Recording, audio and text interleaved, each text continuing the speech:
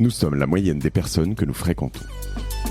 Avec Génération Do It Yourself, je vous propose de rencontrer ensemble des entrepreneurs, sportifs ou artistes qui vont littéralement faire exploser notre moyenne.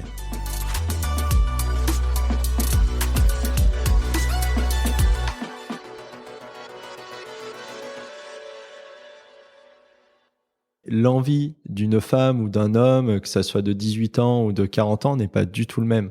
Et donc, ce qui est compliqué, c'est de faire en sorte que quand un utilisateur voit ta publicité, clique dessus, donc suscite un intérêt pour ton produit, derrière, il puisse s'y retrouver. Donc, c'est en fait le monde des applications, ce qui est hyper cool, c'est que ça touche tout le monde. Tout le monde a besoin d'une app de fitness. Mais le problème, c'est qu'après, c'est comment tu fais une application qui est grand public, mais qui en même temps est personnalisé pour l'utilisateur. Et ça a été un peu tous les enjeux. Et c'est ce qu'on a essayé de créer chez Luni aussi au fur et à mesure des années, où au début, on bossait sur des applications de productivité. Bon, là, en quelque sorte, tu te casses pas la tête, quoi. Un scanner de documents, le mec, il veut juste scanner son document, l'exporter en PDF et l'usage est le même pour tout le monde. Puis, à un moment, c'est bon, on a fait un peu le tour des utilitaires, on a bien masterisé un peu tout ce qui est référencement, tout ce qui est acquisition. Il faudra que tu m'expliques comment tu fais payer les gens sur un scanner de documents, parce que je fais partie de ces crevards qui payent jamais. Il y en a beaucoup. Hein. Et du coup, après, on aurait pu dire non, t'es pas un crevard, c'est normal. Non, mais enfin, il y a la publicité, il y a tout. Enfin, sur les utilitaires, je comprends. Et tu vois, sur un utilitaire, on est peut-être à moins de 1% des gens qui payent, mais on fait beaucoup de volume, donc c'est ce qui rapporte. Donc, c'est des usages très spécifiques. Alors que sur une fitness, on est plus dans les 10-15%, quoi, tu vois. Il y a les crevards et il y a les blaireaux. Et il y a les crevards qui payent pas et les blaireaux qui payent. Mais tout dépend de la vision, quoi. Après, il y en a qui ont vraiment un réel usage. On le voit dans les stats, des mecs qui scannent des centaines de documents par jour et qui ont besoin de mais achète-toi un scanner, bordel. C'est ça. Et pour les tickets de caisse, pour les notes de frais, quoi. Et du coup, après, on a voulu aller vers des choses un peu plus complexes et tout, parce que toujours un peu ce goût du challenge et tout. On s'est dit, vas-y, tout ce qu'on a réussi à faire sur l'utilitaire, on a envie de le faire sur des thématiques beaucoup plus complexes. Là où il y a des acteurs qui sont là depuis plusieurs années.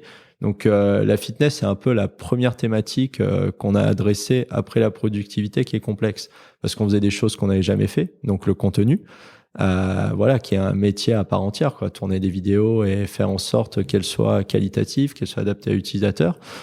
Et là, on a passé un peu une nouvelle étape à la fois sur Luni et à la fois en termes d'addiction des utilisateurs. Parce qu'on s'est rendu compte, au fur et à mesure des itérations. Donc nous, chez Luni, on est un startup studio, on est un app studio, donc on itère énormément. Tu vois, on a sorti 3-4 applications de fitness avant de sortir Fitness Coach, qui est l'application actuelle, tu vois. Et toujours en testant. Et les autres, elles fonctionnent toujours, elles sont toujours là ou tu les kills? Non, on les kill. En fait, quand on lance un projet, on essaye vraiment de se fixer un objectif à 2-3 mois. On teste un branding, on teste un contenu, on teste pas mal de choses. Tu la fais pas payer, c'est juste pour voir si ça c'est pour voir en gros l'appétence de l'utilisateur à utiliser ce concept ou cette application. Tout en anglais? Tout en anglais. Nous, on est 70% sur le marché américain. C'est pour ça qu'on n'est pas très connu en France. Et derrière, sur fitness, en gros, le prototype te dit est-ce que la personne est accro à ton application ou pas. Donc, on a testé 3-4 concepts en se plantant, en prenant des mauvaises décisions. C'est la même équipe qui teste les 3-4 concepts ou des équipes concurrentes? C'est la même équipe qui itère. Donc, on teste les stats et en gros, il y a 1 ou 2 personnes. Donc, c'est assez restreint. On se casse pas trop la tête sur le design, on se casse pas trop la tête sur les trucs. On essaye surtout d'aller très très vite pour sortir le produit le plus rapidement possible et pour avoir le maximum de learning. Et un peu ce qui se fait, par exemple, sur le publishing dans le jeu vidéo, où il y a beaucoup d'acteurs et tout. Sauf qu'on le fait sur des applications un peu plus casuales et c'est ce qui fait la différence avec les pure players qui n'ont plus forcément la capacité d'itérer parce qu'ils sont enfermés dans leur marque, ils sont enfermés dans leur concept et du coup ils tournent toujours autour de leur application, quoi. Donc nous on arrive... Développe, en prenant un exemple ce que tu viens de dire. Par exemple, un Freeletics, ça restera un Freeletics, ils ont leur programme, ils ont leur façon de faire.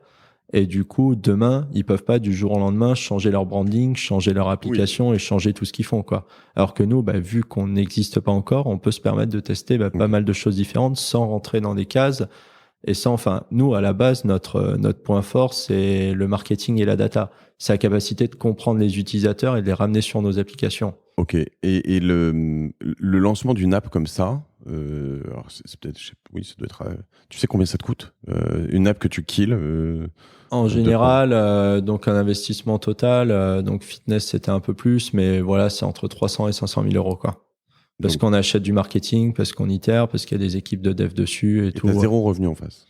Bah, t'as pas de revenus au début, quoi. Ouais. Ou sinon, c'est à perte. Enfin, t'achètes du 300, marketing. 500 000 x 3. Pas x3. Là, c'était 500 000 sur la globalité. Okay. Après, voilà, c'est sur une app, parce qu'il y a des apps qu'on cut beaucoup plus rapidement, quoi. Et pourquoi tu les cuts et pourquoi t'as pas cuté la dernière? Bah parce que la dernière avait des meilleures statistiques. On avait réussi enfin à craquer, entre guillemets, l'industrie, quoi. À comprendre ce que recherchaient les gens sur une application de fitness. Donc voilà, la première, on était peut-être à 1% de gens qui étaient prêts à l'utiliser, la deuxième 5 et tout, et la dernière, on arrive à 10, on se dit « Ah ouais, il y a un truc à faire ». Et alors, toute première question, j'ai deux questions là-dessus. Ouais. Je voudrais avoir les métriques de succès, parce que souvent, en fait, quand j'en parle, moi, je donne des métriques un peu comme ça, mais les gens me regardent en me disant non, il exagère. Mais c'est quand même, les usages sont très très faibles pour faire de volume de ouf, pour réussir à, voilà, tu vas me raconter. D'où l'investissement, voilà. La plupart de l'investissement est marketing, parce qu'on a besoin de voir ce que ça donne pour de vrai, et pas sur 1000 utilisateurs que tu as récupérés sur Facebook.